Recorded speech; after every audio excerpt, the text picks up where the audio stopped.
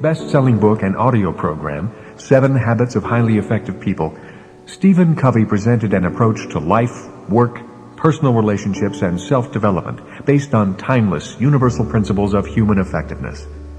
Here are the 7 habits, which you'll also find printed on the cassette box. Habit 1. Effective people are proactive. They take responsibility for their own lives. Habit 2. Effective people begin with the end in mind. They use personal vision, correct principles, and a deep sense of personal meaning to accomplish tasks and relate to others.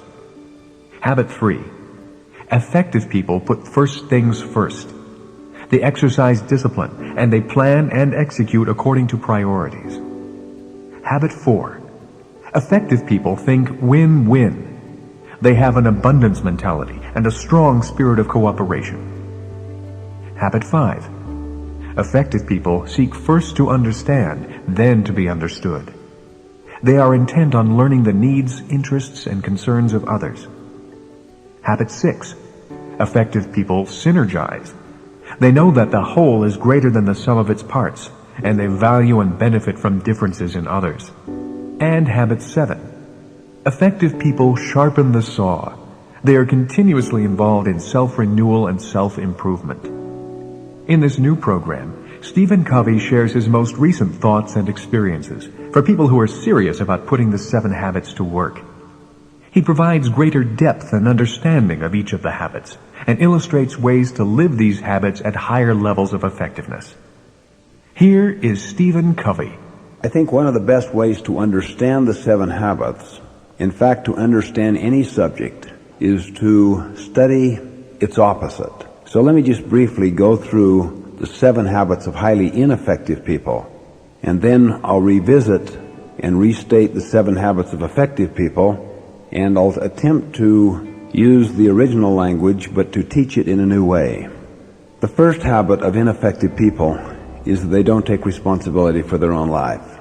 They are victimized. They feel like they're under the control of other forces. They're under the control of environmental forces, or other people are doing them in. People are unkind to them. Bosses are dead-ending their careers. Teenage children may be killing the spirit in their home life. Their spouse may be very oppressive and very inconsiderate. Their parents may have abused them on a consistent basis, and they grew up with what is called a shame-based identity out of a dysfunctional family. All of these things could have happened to these individuals, and so they have ample justification and reason to essentially say, I am what other people have made of me. I am what my past has made of me. I am what is happening to me all around today, and not to take responsibility. And people who blame are usually into love-hate relationships with their loved ones. They're filled usually with a lot of anger and even resentment toward sometimes their parents or other people in the past who have perhaps treated them unfairly, unjustly. They're often angry about what's happening out there in the environment, what the government is doing, what their boss is doing, what their organization that they are doing their work in is doing to them. In other words, all these things kind of accumulate and give to them a feeling that I am not responsible. Consequently, all they're doing is essentially living out the agendas that has been given to them before by other people, and they're filled with this state of what I call disempowering self and empowering the forces outside themselves, or even the genetic and psychic forces within themselves. They're empowering them to continue to control their lives. And I do not want to judge the depth and the extent of the injuries that they may have received or are now being oppressed by. All I am saying is, between what happens to us and our response to it is our freedom to choose our response. And that is the key element of the first habit. It's being alive. It's the habit of choosing your response, the habit of awareness that I am a separate person from all that has happened to me, including all of my feelings, my moods, my genetic makeup, and so forth. Now, people who are ineffective usually do not practice habit 2, or if they do it very superficially. Habit 2, begin with the end in mind. Instead, these people begin with no end in mind. They just kind of wander aimlessly. If they set goals, that is because of some temporary environmental pressure upon them to come up with New Year's resolutions or some new goals, but they're not that committed. They have no sense of what their life is about, no sense of personal meaning. There's no sense of their own identity. Consequently, they do not begin with the end in mind. They do not envision the future with the sense that I can influence it, that I am the creative force of my own life. Instead, they think in terms of the reasons why they cannot accomplish things. They hope a lot, they dream a lot, but there's no internal sense of power that I can literally make those things happen if I make my mind up. Habit 3, to put first things first. Ineffective people put second things first. They don't put first things first. They might even know what the first things are, but because they're so victimized by circumstances and other people and their past, they are precluded from keeping those first things first. And they end up, in a sense, bogged down in the thick of thin things. And Goethe's statement, things which matter most must never be at the mercy of things which matter least, applies beautifully to them, and they don't know any way out because they are busy. They are into a state of crisis management. They are inundated with all that is happening to them out there, and the only respite that they seek and feel is some break with it. Now, the net effect of these first 3 habits is that they create an inward lack of identity, lack of personal security, and a sense that the only worth that lies in them comes from other people's opinions of them. It's what I call a scarcity mentality. They see life through a filter or through a lens that says there's only so much. So if they see someone else getting more than they, even if it's a loved one, they might inwardly feel resentment. Outwardly, they might say, I'm happy for you, but inwardly, they are eating their hearts out, and they know it. And they can even secretly delight in the misfortunes of other people. Their security comes too much from the forces outside themselves and not from their own internal sense of worth and integrity. Habit 1, in a sense, to be proactive, means that we're alive, that we are living our own lives. We're choosing our own response. The second habit, to begin with the end in mind, is in a sense the test of our meaning. What is our life about? What is our identity? What are we about in life? The third habit is the test of our integrity, our discipline, and our commitment to live by those things. That's the habit of having our lives integrated. We walk our talk. The main thing is to keep the main thing the main thing. That is a real challenge and a true test of our integrity, of our maturity. Now, the ironic thing is, out of all of this interior work comes an internal power and a maturity that releases us from the terrifying sense of having our security come from the outside. Our security, the locus of it, shifts to the inside. Can you imagine the sense of emancipation, of true liberation, when a person senses that my security, my sense of worth, my identity lies inside me? It lies in things over which I have influence and control, and not in someone's opinion of me, not in the public opinion marketplace, not in how I stack up against other people. Can you see why such an individual would literally experience happiness with the happinesses of other people? That they would actually enjoy other people's successes, because in no way does it take from theirs. They don't come out of what Abraham Maslow called a deficiency state of motivation. Instead, they are in a growth state. They are in a becoming state. They're happy for the successes of others, and they can genuinely sorrow with their misfortunes. They don't secretly harbor hopes to hear about other people's misfortunes. They rejoice in the good things, and they look for the good things, not for the bad. Now, out of that comes the other habits, 4, 5, and 6. They're the habits of our relationships with other people. So habit 4, to think win-win, is just the natural fruit of habits 1, 2, and 3. But in itself is the root to even more fruit in our relationships with others. It'll help produce new things, bonding experiences, the power to influence others to do their own interior work. Then we could call the opposite of that to think win-lose, or to think lose-win, which is a kind of martyrdom step on me again. Everyone else does. I'm no good. See, those attitudes, those approaches are the habits of ineffective people. Probably the more common one, though, is the win-lose, or at least the win. I don't care about whether you win or lose. All I know is I want to win. If there is any contest of wills involved, and if I have a deeply embedded scarcity mentality where I see life as a big contest, as a zero-sum game, as one large piece of pie, and if you get a hunk of it, that means I have less, then I'll tend to go for win-lose. I want my way.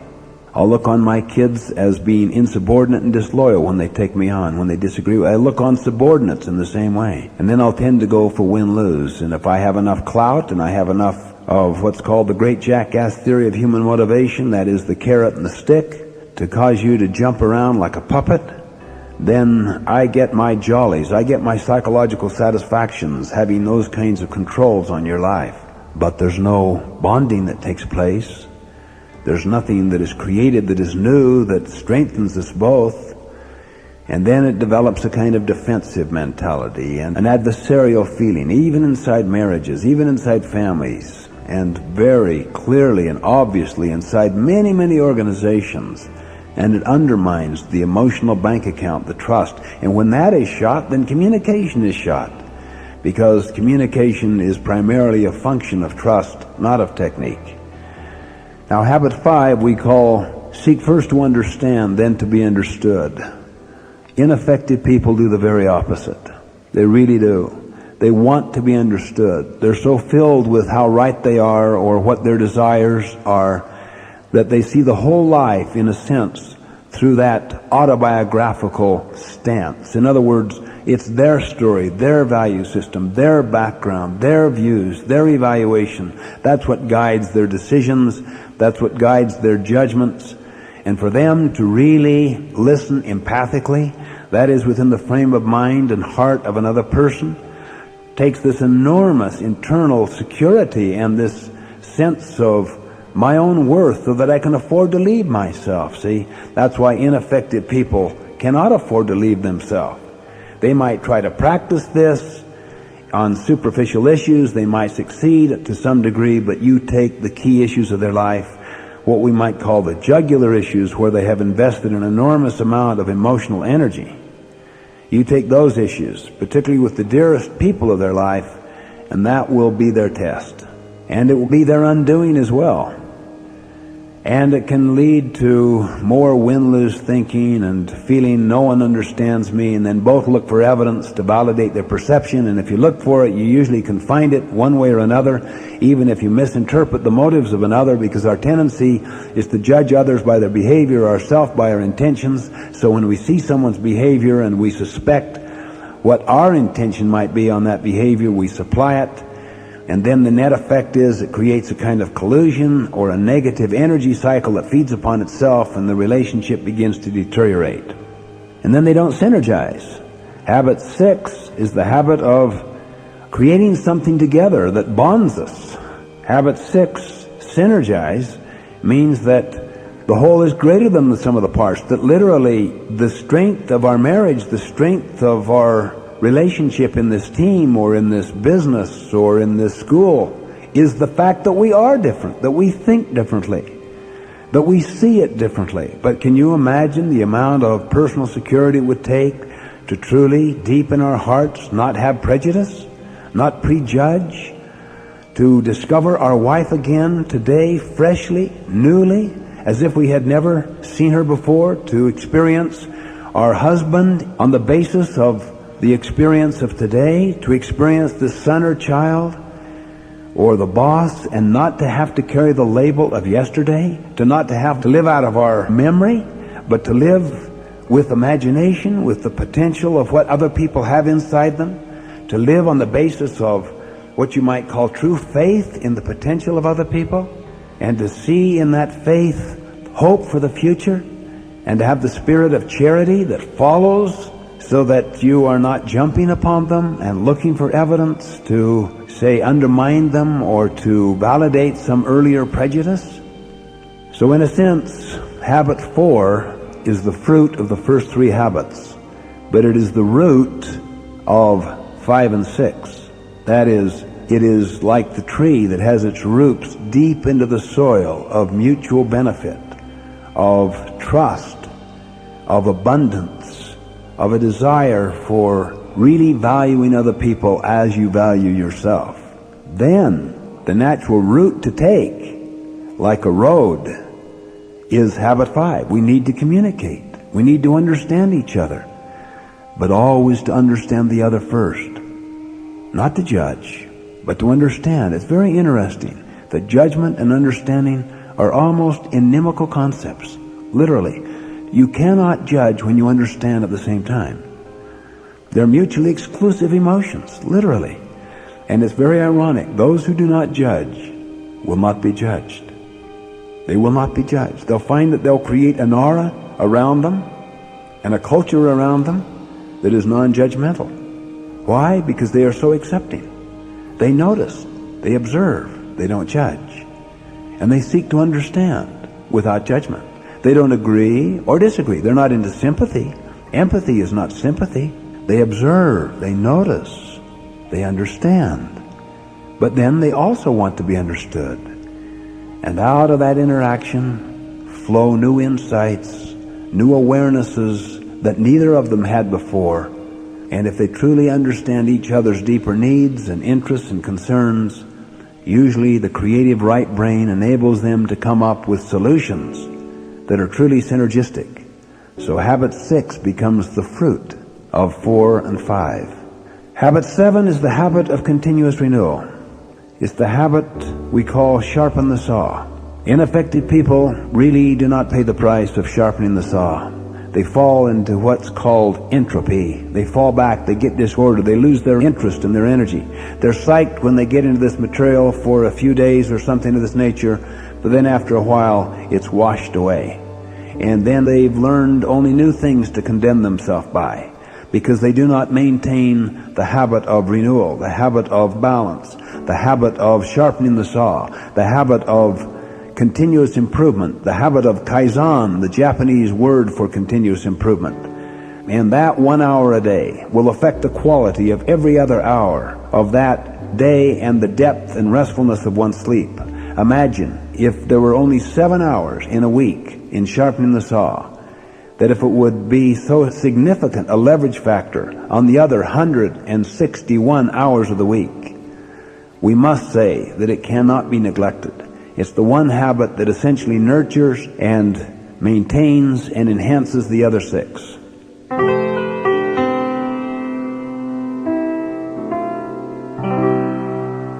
The 7 habits are much more than simply a list.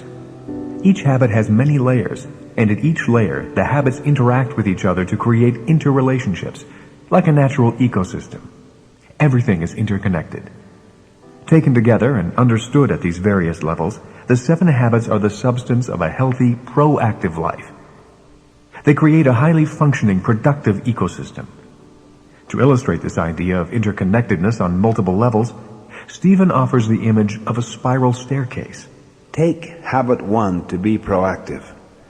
At floor 1 on that spiral staircase, if you can see what I mean, at floor 1, the beginning floor, just that you're aware, I am responsible. I am response-able. The awareness that I can think about my thoughts. Therefore, I am not my thoughts. I can think about my moods, therefore I am not my moods. I can think about my genetic tendencies, therefore I am not those tendencies. I can choose my response to those tendencies. Then, as the spiral staircase goes up to the second floor, proactivity is an altogether different kind of habit, because it has gone through the other 6. A certain amount of internal peace has come from 1, 2, and 3. A certain amount of interpersonal success has come from 4, 5, and 6. I have sharpened the saw. I'm into self-renewal. And then I begin to discover a whole new dimension to habit 1, to take initiative, to make things happen, to do what's necessary, consistent with correct principles which you've established at habit 2, to make good things happen in her life. Then gradually that person starts to experience, I'm not just aware, I cannot just choose my own response, I am truly a force of nature. I am the creative force of my own life. I can make things happen. Let's say I don't have a job and I'm looking for some kind of employment. What can I do with my time? I can go to school. Let's say I have no money. I can go to a public library. I can start reading. I can start studying. In fact, I think I'm going to study the business I want a job in. I want to understand their needs, their customers, their suppliers, their interests. And then when I go to them to get a job, I'm going to go with my ducks in line. I'm going to go prepared. I'm not going to be a problem. I am going to be a solution to the problem. That kind of proactivity, that kind of empathy will blow employers away. They're looking for someone who will make things happen, who will reverse some of these downward trends. So in a sense, that becomes the second floor of what it means to be proactive. But now, what's habit 2 at that floor? See, that changes too. You're living out your mission statement, you're deepening it, you're making it as mature as you can, you're getting a broader understanding, and you're also developing some new goals based upon that mission statement that you developed at floor level, if you see what I mean. Then let's just say maybe you go to the next level. Oh, let's say you're dealing with some very powerful forces that are really crimping your style and that are hurting you, really hurting your feelings, and seems to be damaging your self-esteem to some degree. And you start to discover, maybe I'm not as internally motivated and internally secure as I thought I was. What do you do at this level? You may have to do what Viktor Frankl did, this Austrian psychiatrist. Just choose your own attitude toward what is happening to you. That may be a higher value than the second floor. That is what you created, see. In the second floor, you are the creative force. At the third level, you choose your attitude in a set of circumstances you can do nothing about. And you are going to learn from those circumstances. You are going to ask the question, what is life asking of me now? And you listen inwardly to your response to that. And you gradually develop more internal power over your emotional and your attitudinal state. Your moods tend to even out a little more, a little less up and down. You find that your sense of personal power comes from your honor by the way that you make and keep promises to yourself. And so that honor gives you more power over your moods. And so you can choose your own response. Eventually, it may lead you to the fourth floor where you can forgive people, where you can forgive your parents, where you're no longer feeding on the resentment of the past. It isn't the snake that bites you that does the serious damage. It's chasing that sucker that drives the poison to the heart. It isn't what happens to us that does the serious damage. It's our chosen response to what's happened to us. As Eleanor Roosevelt put it, no one can make me feel inferior without my consent. As Gandhi said, no one can take away your self-respect if you do not give it to them. It isn't the poisonous snake that bites you that does the serious damage. It's chasing that snake that drives the poison to the heart. It's going after what's happened to you. It's reliving the injury again and again and again. So maybe proactivity at the fourth floor is the ability to truly forgive and forget. I see this as a powerful metaphor, an ecosystem, a body and nature. All of life is an ecosystem. The power of these 7 habits lie in the relationship among the habits. And it isn't just the private victory preceding the public victory. That's foundational. But it's also how habits 1, 2, and 3 are related to each other. How 4, 5, and 6 are related to each other. And hopefully as we carry on this discussion, we'll begin to see elaboration of what I am saying now. You'll see how each one of them at the 2nd floor, the 3rd floor, and the 4th floor will be altogether different, just as habit 1 on proactivity. The key is that some things must precede other things. That is a hard learning for people that want quick fix, for people that want simplistic success formulas. But it is probably the most liberating learning they can come to, because they will stop looking for that which ain't so. They'll stop trying to be good in tennis when they have not developed any aerobic capacity. They'll just realize some things are related to other things. The power of the essence of the 7 habits is that we're dealing with an ecosystem that is so basic, so foundational, so generic in all of nature, that once people begin to get the spirit of this, it will lead them to where their 2nd habit at the 3rd level will be totally different than what mine may be. What is habit 2? That's your value system. So no matter what you come up with, stick it in habit 2. What's habit 3? You live by it. So no matter what you come up with in habit 2, you try to practice it in habit 3. Well, what's habit 1? The awareness that you can come up with something. In other words, you are responsible. You are the programmer. That's habit 1. The awareness, I'm in charge. I am not a victim. I am not a product of my past. I'm not a product of my genetic makeup. Do those things influence me? Powerfully. But the space between stimulus and response is where we go to work. And as that work is done, it gets larger and larger and larger. That's what's exciting. So no matter what a person may come up with, I think you can put it all under habit 2. Well, then why did we select 4, 5, and 6? Well, try to think of the most generic things with regard to our relationships with people. Can you get any more basic than just saying other people have worth too? Well, that's all habit 4 is. Think win-win. You matter too.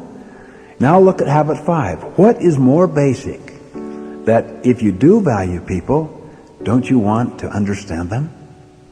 In the emotional bank account, that is always the first deposit, because you don't know what kindness means to them, except understanding them from within their frame of reference. Habit 5, do you understand? Now you have the basis on which to make deposits or withdrawals. Without that understanding, you have no basis at all. What's habit 6? What's the fruit of the interaction of people? You're building a relationship. What kind of relationship do you want? Do you want one that is better than what you bring individually and what the other bring? Yeah, you'd like something that is larger than it. You want to have a bonding experience, something that is created by the two of you that was not there before. To have a good date with your child is a good experience. But to create something new, to create a party with that child that was a rich, say, intergenerational family party, or to build something with that child where the two of you work together and you learn to cooperate together and you created something and it's a symbol of that creation, that's bonding. That's more powerful. Those are synergistic fruits. Can you begin to see now how synergy represents something that comes out of the quality of our relationship? That's why these are so foundational. Habit 7 is also generic and foundational because it means you have to take care of yourself. You have to feed your body or you die. If you don't move your body and exercise it, your muscle will die. They'll atrophy. The key to energy is oxygen.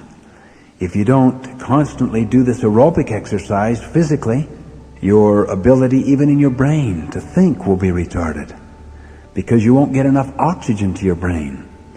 Those who have tremendous aerobic capacity through their lungs and their circulatory system. They have so much more energy. They can get involved in so much more activity. They can carry more responsibility. Their shoulders are made equal to the burdens that were placed upon them. They rise to the occasion. Some people have enormous physical capacity, and perhaps they haven't earned it. It's come more genetically. Well, what if they would also continue to exercise? How much larger that capacity would be? Well, what about our mental capacity? What about our capacity to think abstractly at several levels, to communicate clearly, analytically, creatively, to continue to learn, to read? This mental capacity, can you imagine anything more basic and foundational than being endlessly involved in education? What about the renewal of our own spiritual natures? What are we about, really? What's truly important? The main thing is to keep the main thing the main thing. How do I get back to that so that I don't put the main thing the secondary thing? So if people will sharpen the saw, physically, mentally, spiritually, and then they nurture the emotional bank account with their loved ones on a consistent basis, can you think of other things more basic, more foundational than those habits?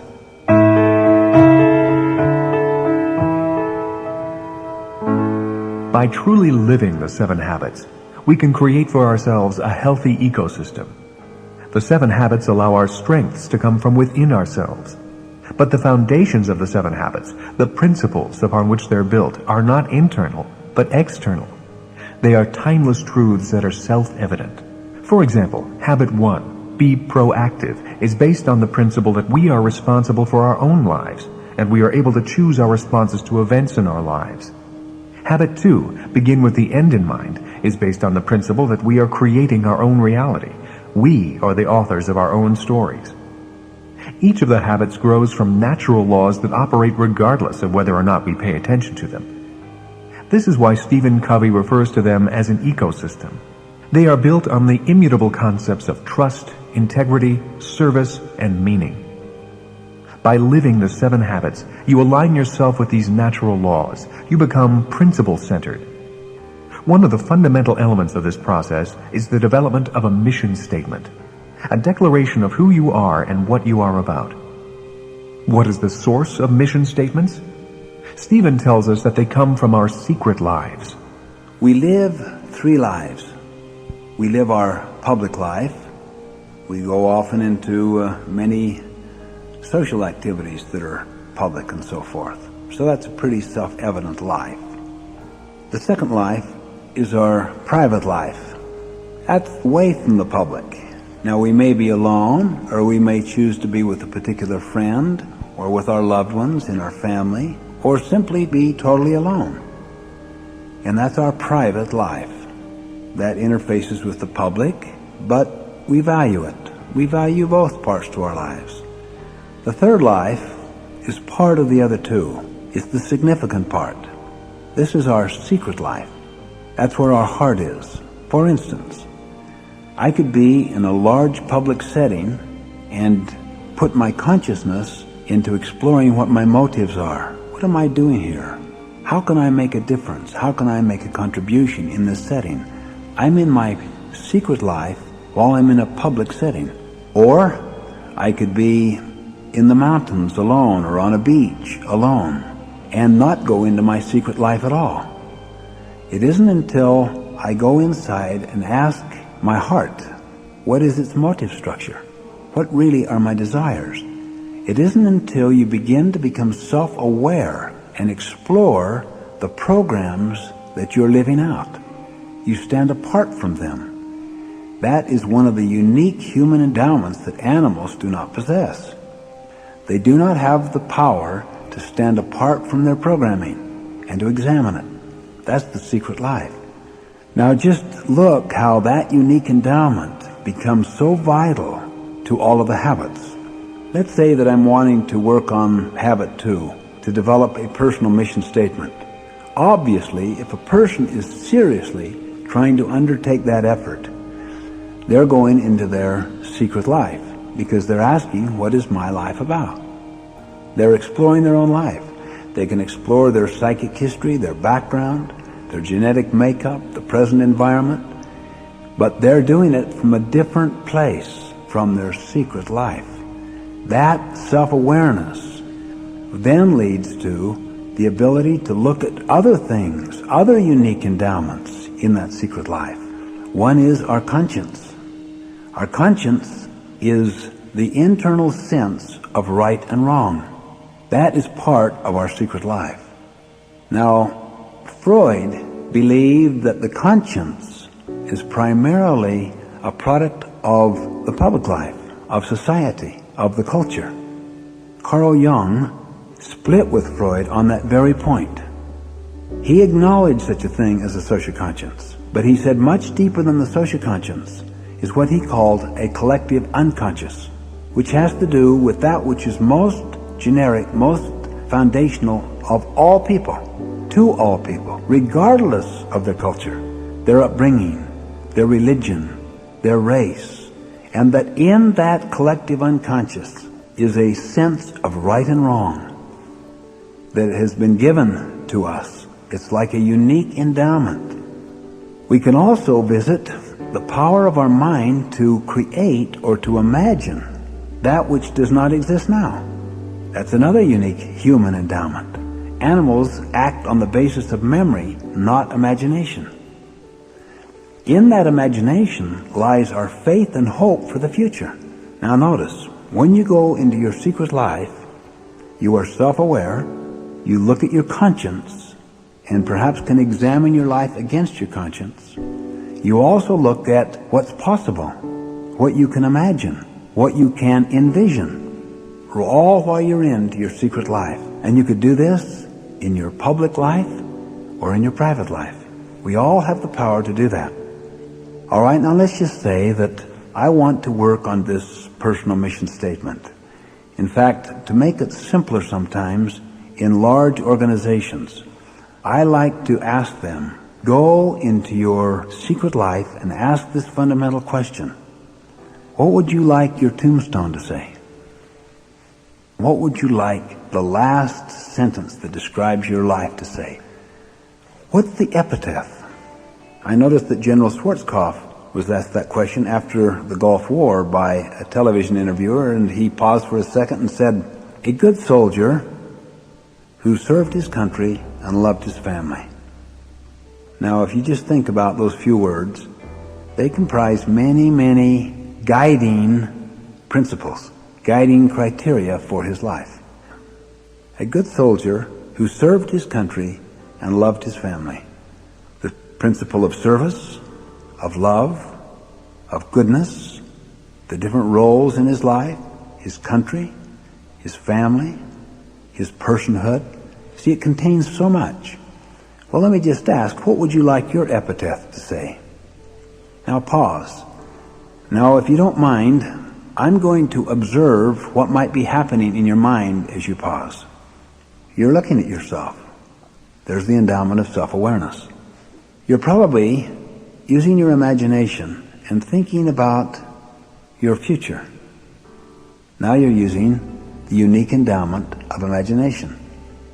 My guess is you're also finding that the very essence of your nature is that it is moral, that you have a conscience, you have a sense of what is right and what is wrong, even apart from your upbringing.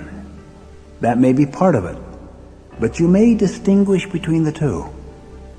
Now listen to it. Now remember, you won't receive any social or public affirmation for this effort. In fact, it may not be a normal part of your private life at all to ever visit your secret life, to go into your heart. But here you're making the effort. There's another unique human endowment. It's called willpower, independent will. So you have to explore, am I really willing to go the distance on this epitaph, these values that I'm trying to internalize into my life? Am I really willing to walk this talk? Am I really willing to put these first things first, habit 3? That's where you go through the internal dialogue between the different parts of your nature. Now notice what's happening. Habits 4, 5, and 6, immediately are the habits of how you work in your secret life. You think win-win toward yourself, toward all parts of your nature. If you get too angry at yourself and you deny one part of your nature, you'll come out of the other part. Well, yes, I'm willing to do that. But then downstream, when the day-to-day events crush upon you, you'll find that you won't be able to keep that commitment, or to work toward that particular goal, or to actualize that particular value. Why? You haven't drawn upon those human endowments enough, because you want this mission statement to become the constitution of your life. You don't want it to just be a bunch of platitudes to impress people with. You want it to become part of your very nature, so that the criteria that you have put into it are also into your muscular system, into your sinews, into the way that you live your life day by day. It's like the American Constitution. You might say that the preamble and the first 10 amendments, the Bill of Rights, together with the Declaration of Independence, represents basically what we could call the mission statement of the United States of America. But do you know what it took to produce that Constitution? A Revolutionary War, probably the best blood of that century. It also took people pledging their lives, their fortunes, and their sacred honor. It also took an extended constitutional convention. In a sense, they were practicing habits 1, 2, 3, 4, 5, and 6 regarding the formation of our entire country. They had to get into a self-aware state. They had to look at what had happened in the prior regime and administration, why they were going to break out and declare their independence. They had to look at how we're going to fashion this government that will create the framework in which everything else takes place. What are the fundamental rights to be preserved, put into the Bill of Rights? Are we willing to walk this talk? What is being writ large there is writ small inside our own secret life as we develop our own mission statements and work with the issue of our willpower to decide, is this in fact going to be the constitution of our life? Or are we going to betray it when put under pressure, when push comes to shove? Am I going to go the distance on this? Imagine the internal communication, habit 5, intra-personal communication. Not not between people, intra, within your own heart. As you weigh out, what are the costs? Am I going to live a life of total integrity? If you get your secret criteria out of the public arena, you're being lived. You're living out other people's agendas, their timetables. Where do you get your own sense of integratedness, your own sense of integrity? That comes from habit 3. You do not betray habit 2. Habit 2 is where you decide what is truly significant to you. What are the principles upon which you operate? And what is your life about? And then you look at habit 3. But can you see now how those 4 unique human endowments are being exercised in those first 3 habits? Can you also see how habits 4, 5, and 6 focus directly on the development of 2 and the keeping it at 3?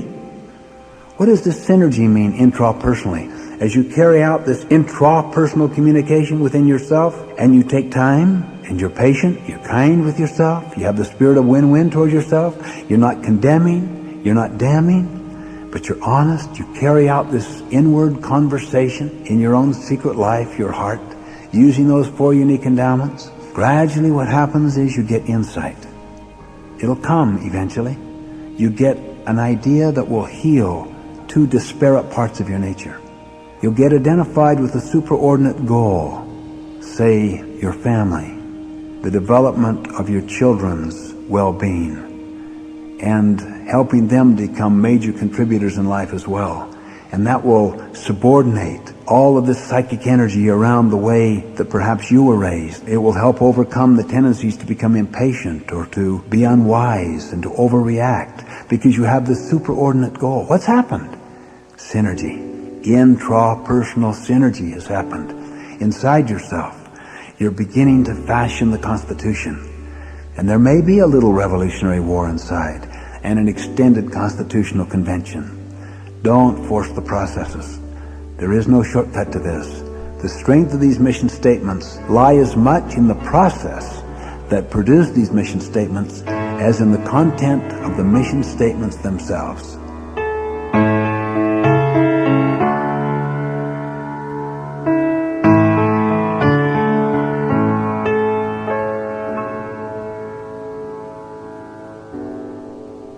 Let me just give some basic characteristics of good mission statements, whether they be personal, family, or organizational. One, they should be timeless.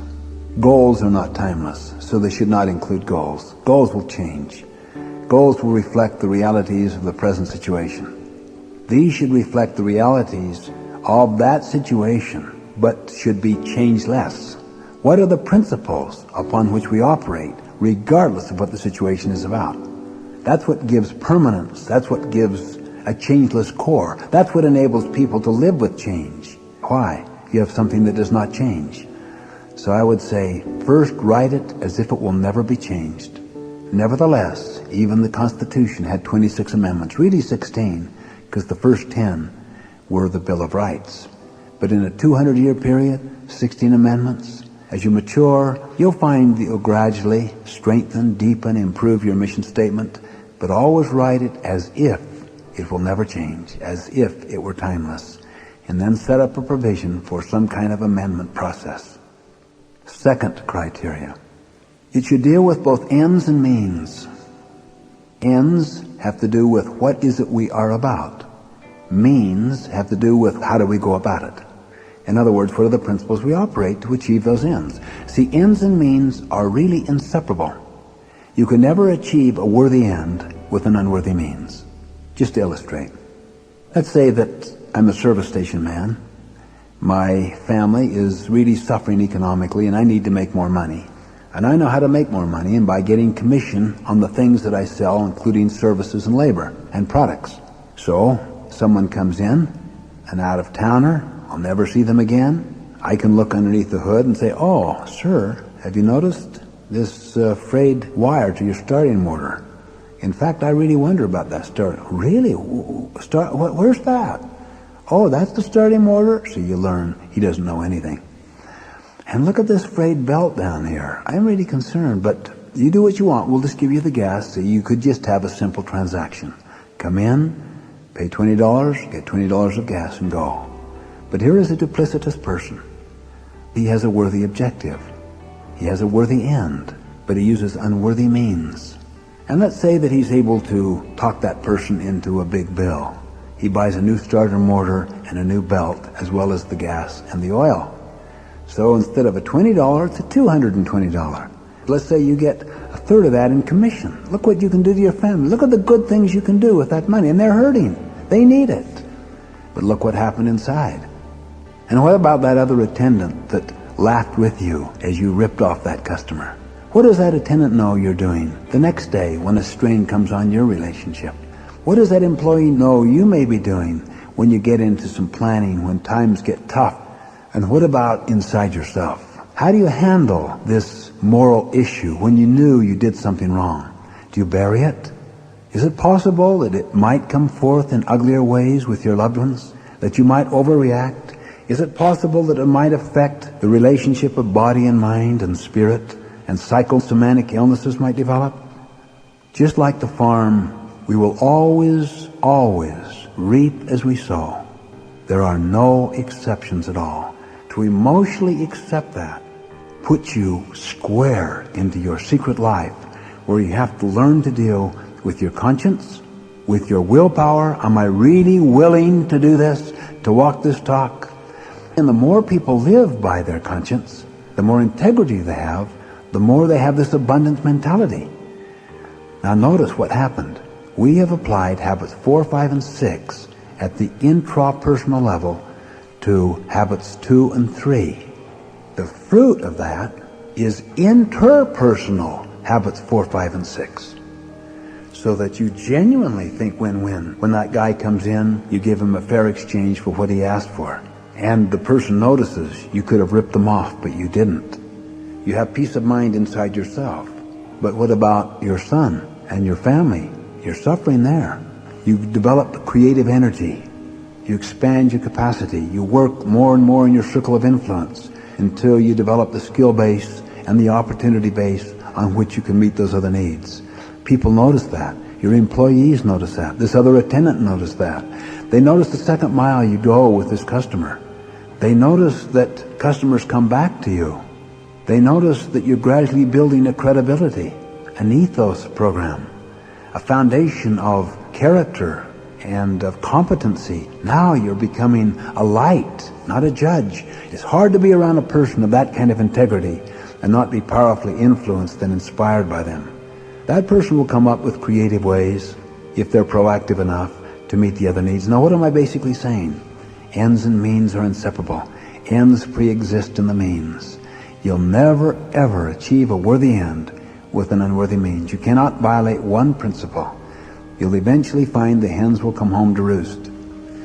But many mission statements only deal with values. They deal only with these principles, but they have no vision to them. We want to be good, but we want to be good for something. Negative goodness that's untested isn't good. It's when you're out in the battlefield to accomplish worthy objectives, some project that makes a difference, that contributes, that adds to the welfare of society and to your own family welfare and so forth. That is what causes you to see, am I going to live by these principles? It's the inseparable nature of means and ends. Many mission statements are only wish statements, vision statements, dream statements. They don't deal with means. Others only deal with means. They're value statements, value clarification. They don't deal with ends. The key to one is always the other, the ends and means being inseparable. Let me give a third criterion. I think it should deal with all four of our needs. The need to live, that has to do with our body and the welfare of our family, the economics we could call it. And then we have the need to love, to be loved, to belong, to be accepted, to be part of something, to have people care about you and you care about them. The culture need, the social need, you could call that. The third need is the need to keep growing, the need to learn, the need to grow, to develop, to have your talents be identified, to be recognized when they're used, and to be used in wide and expansive ways. And fourth, the spiritual need for meaning, that your life matters, that you make a difference, that you add value. The need for meaning is an enormous need in all people. People who don't believe it, just try and throw in their work out the window, see how they feel about it. People that lose a loved one to, say, a tragic accident or a disease, watch if they don't want to make that life meaningful by going into the cause to research that disease or to avoid that kind of liberal interpretation of the laws causing drinking and driving to take place too often. They want some cause, some meaning to that person's life. There's an enormous need in all of us to live, to love, to learn, to leave a legacy. The four dimensions of our nature, the same four dimensions we talk about in Habit 7 to sharpen the saw. The physical, the mental, the learning, the spiritual, what gives your life meaning, purpose, and the principles, the integrity that come with that. And then the social, contribution, serving, blessing other people, seeing your life as a stewardship, life as a mission, not a career. One other, you should deal with all the roles of your life, all the significant roles. You don't want to neglect one of them, nor should a business neglect one of its stakeholders. It should deal with every stakeholder. In my personal life, I have the role of being a husband, a father. I have the role of being a manager. I have the role of being a teacher. I have the role of being a writer. I have the role of being a community worker, a neighbor. All of those roles are important. And to lead a balanced life, I have to think through all those roles and in some way include them in this very brief statement, this mission statement. I suggest those are the fundamental criteria of good mission statements, not only for individuals, but also for families and for organizations.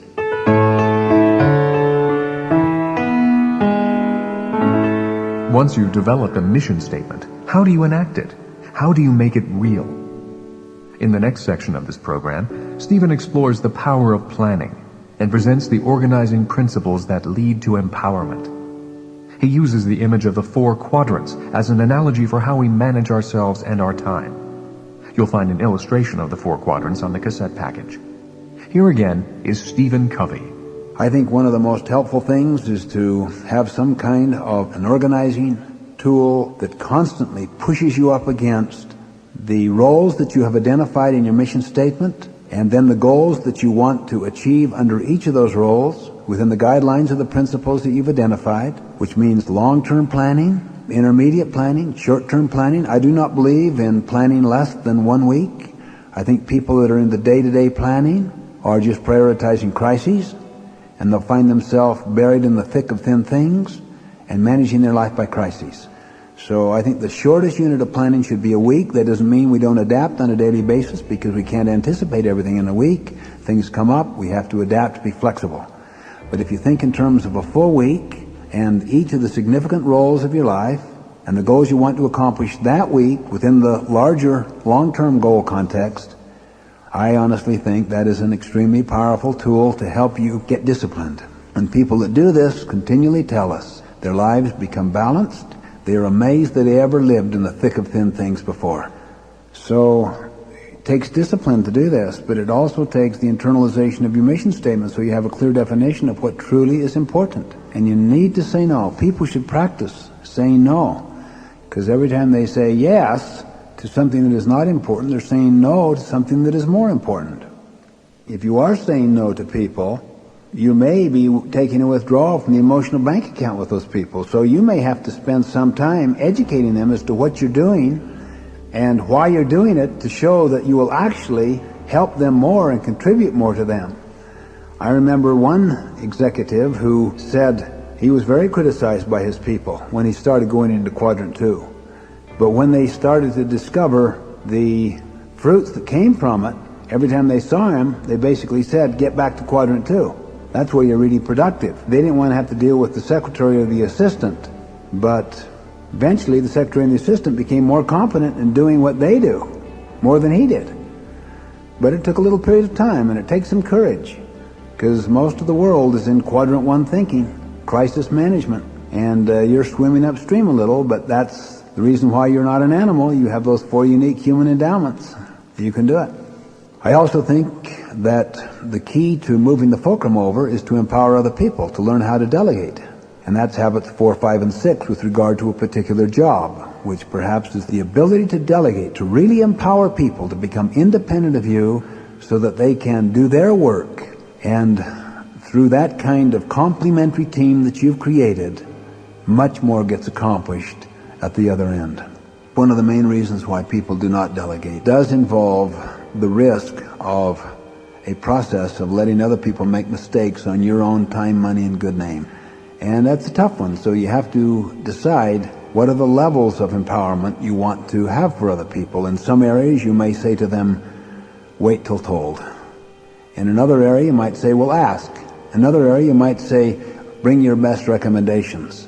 And then a higher level of empowerment would be to say to them, listen, use your own good judgment, but tell me what you did. A higher level of empowerment would be to say to them, just use your own good judgment and report routinely. And then the last one would be, use your own good judgment and don't report at all. Now, how you train people through that process in moving up that level of initiative scale or that level of empowerment scale takes your judgment. But don't betray the fact that you need to get them involved in a process. It does take a little risk, and you have to use judgment on your own. But also when you teach them what judgment is made up of. Teach them every time you give a practice, teach, now what are the principles of what was just based? Take a little extra time. The time you take initially will pay huge dividends in the long run. Give a man a fish, the saying goes, and you feed him for a day. Teach him how to fish, and you feed him for a lifetime. So the concept of helping people grow personally in their character, getting involved in their professional development toward their competency, will little by little improve their judgment, and your confidence in their judgment will go up. Now I know there are some situations where you're under such terrific time pressure, you cannot trust their judgment right now. To me that's all right. But what about the next one that comes up in 2 weeks? Do you want to help them prepared so that they can use their own judgment to handle that? If so, you've got to get invested in them. That takes a little more time, I know it does, but the time it saves downstream is like tenfold. You want to move the fulcrum over, you want to move the leverage over in your life so that you don't have to pick up the pieces for other people, and so that they do completed staff work. They prepared the material for your signature. They're not just kind of reading your mind all the time. They are an extremely important member of this family or of this team. It's kind of like bailing water out of a sinking ship. If they take the time to repair the hole at the bottom, then the ship will sink. And if they don't keep bailing, it will sink. So they're in such a plight, they just don't have time to do this preventative work at all. See, I dispute that. I believe that that's maybe the case with 80, maybe 90%, but I believe there's a little time, maybe 10%. If you're draining the swamp and you're fighting off those alligators that are just chomping at your feet, between hitting those alligators, just put that shovel in and take one piece of mud and throw it to the side. Eventually, you will drain the swamp. Now, this is not a quick fix approach. People who have these long established habits are not going to overcome this overnight. It's going to take some time.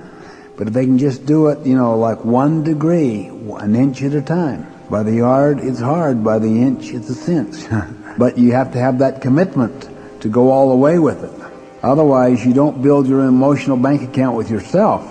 And if you don't have high trust in your own ability to make and keep promises and to accomplish things because you're buried by these crises that are breaking in on you every moment, you'll find that your ability to build emotional bank accounts with others will also be overdrawn and be very difficult because you'll be neglecting, and then that will add to more of the crises that you're in. It's the chicken and egg situation to some degree, but someone has to take the initiative to step in and say, wait a minute, I am not a product of limited time. You don't manage time, you manage self. I am a product of my responses to this circumstance. Therefore, I'm going to spend some time in prevention, some time in seizing opportunities, some time in relationship building, some time in planning and careful organizing to accomplish that plan. Now, maybe that's only 10%, then the next week 15, then 20. Ultimately, I think that people should spend like a third of their life in quadrant 2. And for top executives who are providing leadership to entire organizations, should be 50, 60, 70% of their time in quadrant 2. One top executive once tried to move toward quadrant 2, and he said, I went through terrific withdrawal pains. I was literally addicted to it. All I had to do in that quadrant 1 was react to what was happening to me. So he was going through the withdrawal pains of also developing a new habit, to be truly proactive. In fact, all 7 habits, all 7, are in quadrant 2. Think about it. Habit 1, quadrant 1 and 3 acts on you. Quadrant 2, you have to act on it. So that's proactive to start with. Habit 2, how many people seriously take the time to develop mission statements, both vision and principles, and to get them deeply internalized? Very few people do that, seriously. Highly effective people do that. They may not have even done it explicitly, but they've done it in their heart and in their mind in a number of ways. That's what makes them effective. Habit 3 is where we teach this whole idea. Put first things first. So already habit 3 is in the essence of quadrant 2. Habits 4, 5, and 6 has to do with the building of creative, communicative, synergistic relationships. So obviously those become quadrant 2 activities. And habit 7, sharpening the saw, that's not urgent. That's why a lot of people don't do it. To take the time to do it is a quadrant 2 activity. So you can see literally all 7 habits. In fact, if someone were to say to me, if I were to just adopt one activity, what would it be? I'd say, increase the time in quadrant 2. You know why? You'll do almost all of the 7 habits. And those habits are basic principles going to operate regardless. I would say just increase it. If it's only 10%, get it to 15. If it's 2%, get it to 4. Make some improvement. Then when they begin to see the pragmatic fruits, it will become the most convincing evidence that they need to stay with it. I know it's totally changed my life. Absolutely. I just cannot spend time in things that other people can do, that other people can do better than me, and in things that will not really make a difference. You almost have to be converted through your own experience to the power of it. It keeps your life balanced. Otherwise, most time management deals with prioritization, but the concept of balance is a whole different dimension. That's why I really believe that the quadrant 2 way of thinking and doing is the fourth generation in the field of time management.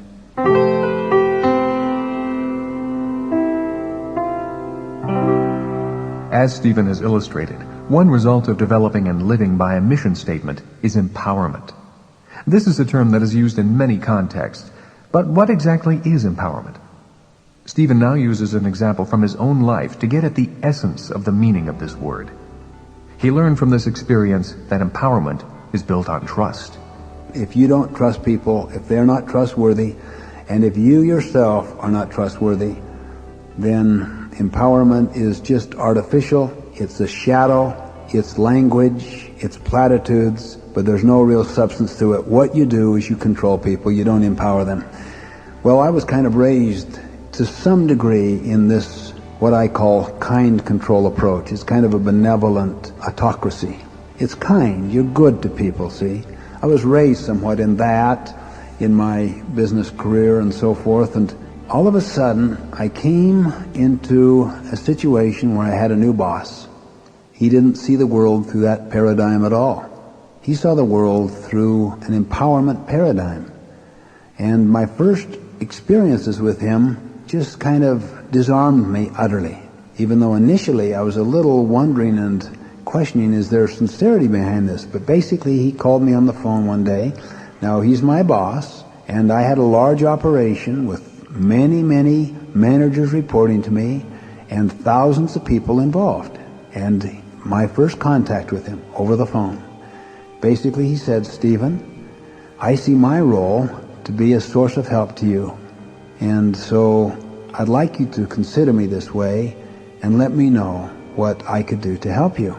I thought to myself, well, that's one of the nicest, most soft, considered approaches I've ever heard, but basically he's just kind of building the relationship so that he can just come in and make sure that things are going right in my area of responsibility, and if they're not, to provide the necessary corrections. Because that was the way I would think. See, we judge others by their behavior, ourselves by our intentions. So when I saw his behavior over the phone, I projected my motive or my intention on his behavior, unaware of the paradigm out of which he was operating. And he said to me, I really mean it, Stephen. It maybe is not appropriate to visit you. You may have a number of things going there, and it wouldn't be the best time to try to give you help. You decide. And I thought, I think he does mean it. I mean, I can kind of call the shots here. He's not just my hovering supervisor checking up on me. He really wants to be my source of help. I started to believe that. I wasn't that certain, but I just began. And then he said, maybe I could tell you a little about myself and what my experience has been in, and that might give you an idea of how I could be a resource to you. Well, he'd had something like 25 years more experience than I had, rich resource base, extremely wise. But anyway, I said to him, well, perhaps now isn't the time to visit. So we put it off, and then when he did come to visit, which was about 3 months later, he took the same attitude. I met him at the airport. How can I help you? I'm here to help you. The servant leader concept. And I thought, well, that's awfully nice, but what basically do you want to look into? He said, I'm here to help, whatever you would like. So I took him to a particular meeting, and I said to him, it would help if you were to reinforce this point that I'm trying to get across. So he did it. And then I would give him another instruction, and he would do it. Then he would turn to me and say, is there anything else? Well, I started feeling I'm the one that's responsible. He's the one that's my helper. So I started getting very open to him. And as I would leave one meeting, after handling some problems in the way I'd traditionally handled it, I turned to him and said, what do you think? The way I handled that, is that congruent with your experience? And he would answer this way. Well, Stephen, you might consider what they're doing over here, or you might consider this. He didn't tell me one thing. He basically affirmed my responsibility and my power to make the decisions. But he gave illustrations of examples of things I might consider. So what happened is my conscience became the dominant force in this relationship, not him. And he left me and he went to do other things. He had other areas of responsibility. But my conscience never did. It was always with me. Boy, did I feel responsible. So I started to plumb him for his wisdom and his experience, and he came forth in abundance. But he never told me what to do. He always told me, you might consider this, you might consider this. Well, that enthroned my conscience in a way I had not experienced before. Shortly after that, I went to work with another supervisor who was a very fine person as well, but very controlling, very dictatorial even. And I eventually found how easy that work was. All I had to do was do what he told me to do. I never had to accomplish desired results toward any other areas. So if he'd tell me something, I'd say, you bet, I'll be happy to. And then I'd go and do my thing, find my satisfaction somewhere else. I tried to do the best I could, but there was no creative opportunity, no learning opportunity, and I felt totally disempowered, so I found most of my satisfactions off the job, not on the job. And all the people around this person did the same thing. They accommodated his style. One man was very proactive. He learned how to compensate for this leader's weaknesses, and where the leader had that style, he would study what he needed to do and gradually anticipate the president's needs, fulfill those needs until his circle of influence got larger and larger. He eventually ended up running the operation with this leader, and they became a powerful complementary team. So in other words, even though his boss was not empowering, the recipient of the delegation was so proactive and so inwardly secure that he took the initiative to create the realm of empowerment for himself. I hadn't done that, see, when I was working with the president, but this man did. And it was a powerful model to me. It's these kinds of experiences that help me contrast control and empowerment, and really help lead to the development of these 7 habits. That the key is an internal self-control, a self-empowering process, which leads eventually to the natural emergent empowerment of other people. So I see the abundance mentality as a kind of emergent endowment that comes from the exercise of those 4 unique human endowments: self-awareness, imagination, conscience, and willpower. And that habit 5 is a kind of courage balanced with consideration endowment. I think that the full application of habit 5 is necessary, but it's the sequence of seeking first to understand. It's like diagnosing a person's eyes. Then you build the prescription on the diagnosis. People do not practice the full habit. The full habit says, seek first to understand, then to be understood. So they start empathizing, they start listening, they show consideration, and eventually they get sucked in to the other person's point of view, and they become sympathetic instead of empathetic, and they abandon their own. Or they're not influenced at all in the process, but they kind of just capitulate because they say, well, you know, we got to keep peace around here. And it's that sequence that becomes the real key. But you can't abandon the last half of that, or else you'll get sucked into lose-win performance agreements. You also have to make it very explicit to the person that you're empathizing with what you're doing. Tell them, you're empathizing. I'm not taking any position at all. I'm just trying to understand how you see it, how you feel about it. And then I want to restate your position to your satisfaction. And then I would like the opportunity to say how I see it and how I feel about it. Now, what you're saying and sharing with me will probably powerfully influence that, and I'll indicate that as well. Then the two of us can interact together until we can find some solution that we really feel superbly good about. That's synergy, see? So problem solving is habit 6. But the communication process of habit 5 is the foundation of that, and the spirit and motive of habit 4. And I can't tell you how important the motive of habit 4 is. I mean, you think for yourself, when you're convinced you're right, do you really want other people's opinions? See, usually we don't. When we're convinced we want submission. We want obedience to our opinions. We want our boss to ask our opinion. We want our subordinates to go along like good soldiers. So you have to really analyze the situation and ask, wait a minute, here's another person involved. This person sees it differently. How important is that person to me? What is truly important about the long-term situation here? I do want their opinion. It's hard though. You have to suck it up a little, hunker down and make it happen. Go for a win-win performance agreement.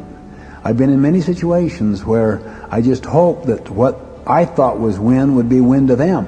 And if it wasn't, because I had not prepared myself as well inside, I tended to go for win-lose. Or if I didn't have any courage left, capitulated and went for lose-win. And habit 6, to synergize, is the endowment of being creative. And when you're creative with another person, it's a form of cooperative creation. So these are emergent endowments that come because people have exercised the foundational, generic endowments that are unique to our nature as human beings.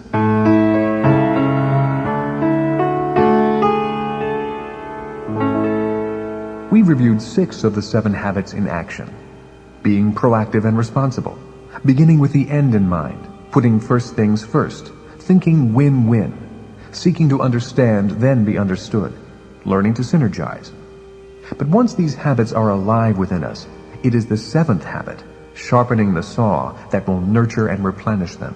What's the second law of thermodynamics? It's the word for disorder, entropy. In other words, everything tends to become disarrayed, disordered, chaotic.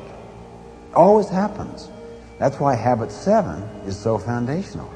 People continuously sharpen the saw. So you're always trying to get some kind of continuous improvement or renewal processes going at all 4 levels. And you have to absolutely maintain it. I got up this morning to swim. I didn't feel like it really, but I just know that it's probably worth more than the sleep. And then you have to kind of get your head together and to get a sense of what your day's about and what your mission is about, what you're about, see? And how you're going to go about it. What are the principles upon which you operate? That's a personal self-renewal. Every one of those habits represents a paradigm shift from traditional cultural wisdom. Habit 1, the traditional is determinism. And therefore, you can say, I'm not responsible because of all those reasons out there, whether it's environment or your upbringing or whatever. That's traditional, see? What we're saying is, you are not an animal. You're not a product of your environment. Now, that, I know, is a staggering statement to make. You're not a product of your upbringing. You're a product of your choices to your upbringing. You're a product of your choices to your environment. You're even a product of your choices to your genetic makeup. Now, if you can emotionally accept that, how liberating, how freeing it is, but also how damning. Of course, you probably wouldn't emotionally accept it if it's damning, because it's so much easier to say I'm not responsible than to say I'm irresponsible. But if a person can emotionally say, I am today what I am because I so chose to be that, they can also say, I choose otherwise. The power to make a choice. So that is a fundamental paradigm shift. Habit 2, most people who are into goal selection have not carefully thought through the framework, the context within which to set goals. They haven't thought through their mission statement before they even think of setting goals, see? Consequently, they are a little frustrated sometimes because I want to get on with it and to get into this deep interior work. See, that is a paradigm shift with traditional cultural practice and wisdom. Habit 3 is the key to turning a mission statement into a constitution. A constitution means the supreme law of the land. So that if someone's style is inconsistent with the mission statement, what rules? The mission statement. But what if the person says, no, I rule? Now what's the Constitution? The person, see?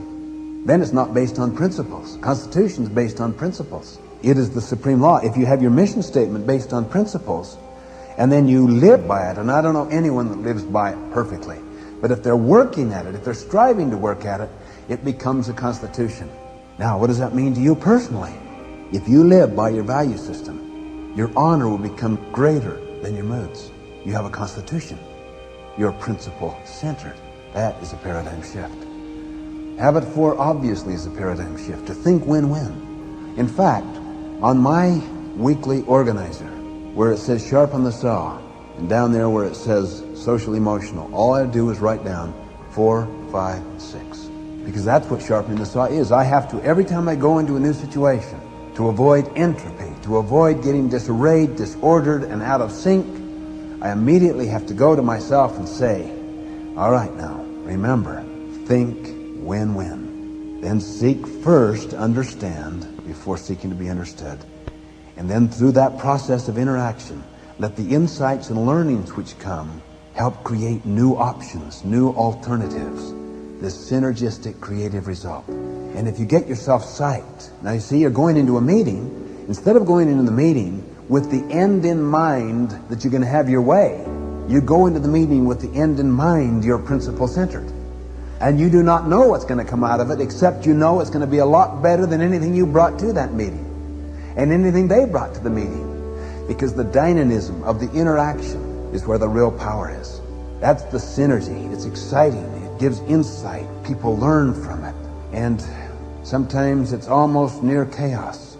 In fact, I tend to believe that almost all significant things happen almost near chaos. I'll bet you've learned the same thing. There's a certain magic that happens, a certain kind of chemistry. That's habit 6.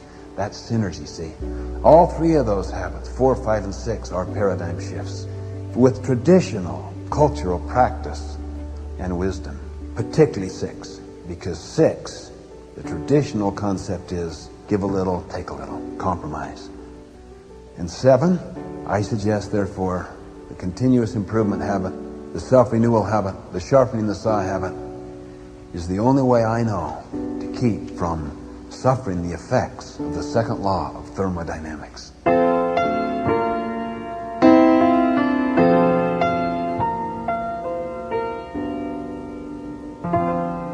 Stephen has indicated several direct ways in this program to incorporate the 7 habits, to make them an integral part of your life, of your person.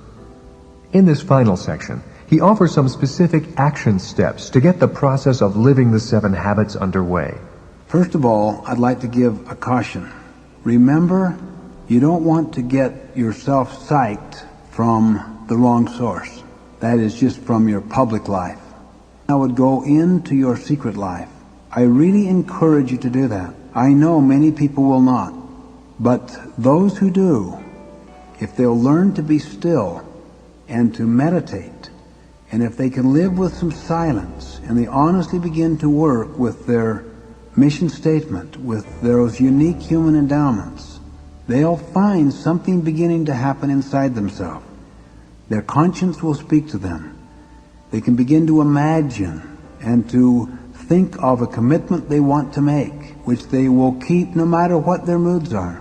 Too many people that get temporarily psyched will make a commitment, and then when the circumstance change or their mood changes, they break the commitment. The pattern of making and breaking New Year's resolutions is perhaps one of the most common illustrations of this. The key is not to get your energy from the public or even your private life, but get your energy from your secret life, from your conscience, from your independent will, from your self-awareness. Start small. Better to have very small successes, until gradually, little by little, you can make larger commitments, larger promises. Then eventually, your own sense of personal honor will indeed be greater than your moods and more powerful than the environmental forces that surround you. Now, these are some of the things I would consider doing in terms of certain commitments or goals that you want to think about in your heart of hearts. 1, am I prepared to sharpen the saw? Am I prepared to spend some time every day in self-renewal? That to me has so many good things that come from it. You might even start with a half an hour. Even if it's just 10 minutes exercise and 20 minutes in spiritual, reviewing your mission statement or recommitting yourself to your value system and your mental activity of reading a book for a period of time. Just a half an hour. Eventually, I think you'll find that will go into a full hour and more. It'll come to have such meaning to you. But that one commitment, consistently followed through on, will have so many other benefits that will flow from it. Otherwise, you'll fall into entropy, and that is the natural tendency of all things. So to be committed to continuous jump-starting your own mind and spirit and body on a consistent basis, to me, is like a first early commitment. Most everyone can do that. I'd say another important thing is to think about all those key relationships that need to have a deposit in them. I want to make sure that I get together with my daughter Jenny. I want to make sure that I go to my son Joshua's soccer game. I want to make sure that I communicate with my married son Sean. I want to make sure that I keep in touch. I want to make sure that I nurture those people that are nearest and dearest to me. Success at home precedes all other success. Then I would say a third thing to think about would be to decide to spend more time in quadrant 2, to empower more other people, to decide what truly is important, and to work on that and to say no to the other. That takes some courage, but someone has to do this preventative work, or else we'll all spend our time treating the symptoms of the deeper problems. And I feel that all of us are called to provide that kind of leadership inside our lives, inside our family lives, inside our organizations, so that we can keep the tendencies of earlier generations from going into the next generation. We become change catalysts. Our private life should come out of our secret life, out of those commitments we make deep within our heart. And to make sure that we don't get overcommitted, because we're going to end up violating those and then getting discouraged and guilt trip your life. Be patient. Be kind to yourself. Start small. Go slow. It was interesting to see another great movie, The Dead Poets Society, how this new literature teacher attempted to help his students become empowered. He took them through some very fascinating creative experiences. The school itself was a very prestigious prep school, which was deep not into empowerment, but deep into control and training. Its paradigm was basically, we have it, you kids don't have it, you've come to us to get it. Congratulations, your parents are smart in bringing to us. We have the prestige. If you obey the rules, you too will get it. You'll become one of us. By the way, they said, we have a new teacher here. His paradigm was this: we don't have it. You think we have it. We don't. You don't realize you have it. You do. It's my job to help you realize you have it. So then he'd give them various experiences. One point he actually had them tear up part of the textbook. He wanted to say to them, you too can write a verse in poetry. You too can make something happen. But one of the scenes I like is just a short segment where he has the students walk into the room, the first day of his class. He walks through the room. They're all in their structured, controlled way, waiting for the instructions, the training to put stuff into them. And he's into true education, to get stuff to come out of them. He takes them out into the hall, shows them pictures of students who, as he puts, are now fertilizing daffodils. Then he has them look at that wall, and he says, get up close and you can hear them bequeath their legacy to you. Carpe diem. Carpe diem. Seize the day. Seize the moment. Make it happen. The power lies in your power to choose what your life is about. So he takes them into their secret life, and for a few seconds you can feel the stillness, and it bequeaths its energy into them, and it begins a process. This process continues, but unfortunately, because principle-centered leadership was not at the core of the entire institution, when a tragedy occurred, the whole culture essentially turned on him and scapegoated against him as the cause of the tragedy, because its fundamental paradigm needed to remain intact. And that's why it's important that principle-centered leadership goes out into the way the organization does its structuring and its systems, so that those two are in harmony with the principles contained in the 7 habits. The principles of win-win, of empathic communication, and synergistic problem solving. The principles of the organization or the family taking responsibility to decide what it's about and then to organize itself around those priorities. I encourage getting back into the 7 Habits book and studying it some more. I encourage sharing it with other people, teaching it to your loved ones, teaching it to your work associates. I encourage the awareness that these 7 habits represent an ecosystem, that they are all interrelated, and at higher and higher levels their content changes and their character remains the same. I encourage being patient and kind to oneself in this process. But realizing, understanding this intellectually does not make it happen. I can't do 20 push-ups because I understand the technique of how to do it. I have to pay the price. We have the power inside ourselves to do it. I agree with the great French philosopher who said, "We are not human beings having a spiritual experience. We are spiritual beings having a human experience."